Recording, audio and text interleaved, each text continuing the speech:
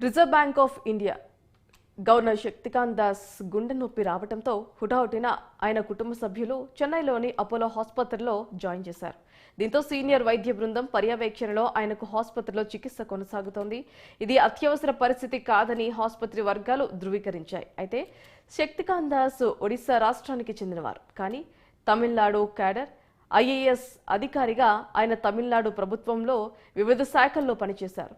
కేంద్ర ఆర్థిక కార్యదర్శిగా కూడా వారు పనిచేశారు. 2018లో ఆర్బీఐ గవర్నర్గా నియమితులయ్యారు.